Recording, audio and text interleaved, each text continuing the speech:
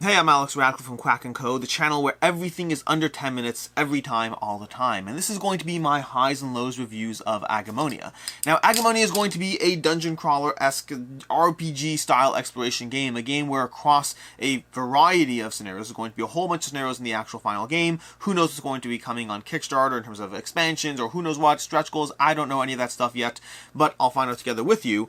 But either way, this is going to be a game where you're going to have your adventurers, your heroes, and you're going to be wandering around and trying to accomplish a variety of objectives as you go through the world of Agemonia. The various scenarios are going to chain one into the next, and you're going to fail forward in this game. You're going to constantly be moving forward, constantly be moving on to the next thing. The question is, what happened along the way? Did you accomplish your goals? Did you fail your goals? And what are the consequences that are going to stick with you into the next scenario as a result of that success or failure?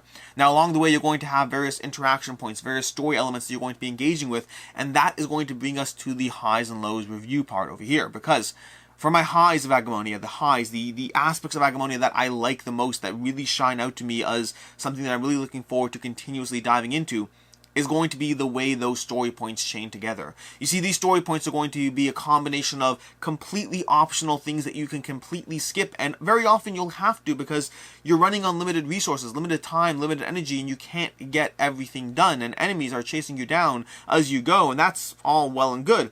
But then a lot of these points are going to be essential. You're going to have to engage with them, and you're going to have to engage in a sequence of go here to do that, get that thing from over there, and then come back to the other thing because that will let you do this. I'm being very, very vague intentionally to avoid any spoilers, but I will say across my experience in the world of Agemonia, it has consistently given me a reason to want to engage with things, to guess what's going to lead where. Maybe if I interact with this point over here, it's going to interact with that. Maybe if I do this, what is the order and the importance of any given story point, and what will I choose to engage with in the world of Agemonia?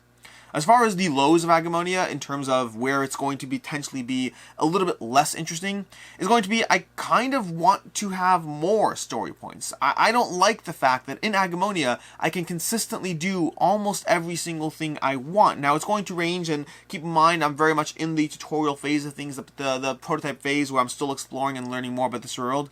But right now, I can mostly do what I want. The enemies will get in the way. The story points will be ricocheting back and forth of getting this done, then that done.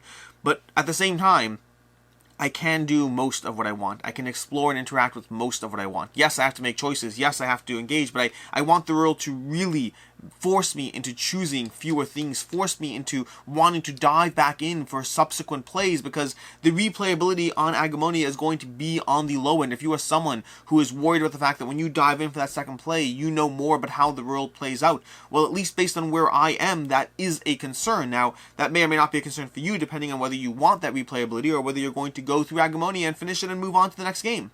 So that will very much depend, but that replayability is going to be hit a bit because you'll engage with most of the story elements. You may not complete most of the story elements. The game does a great job there of ensuring that you don't have the time to do everything, but you'll see most things. Your sense of exploration, of wonder, will be dimmed on that subsequent playthrough because you've gone through most of what you need to go through.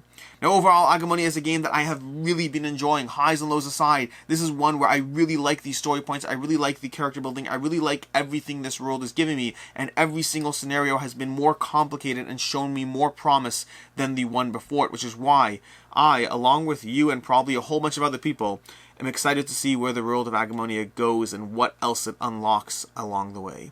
Until next time, I'm Alex Radcliffe from Quack&Co, and have a good one.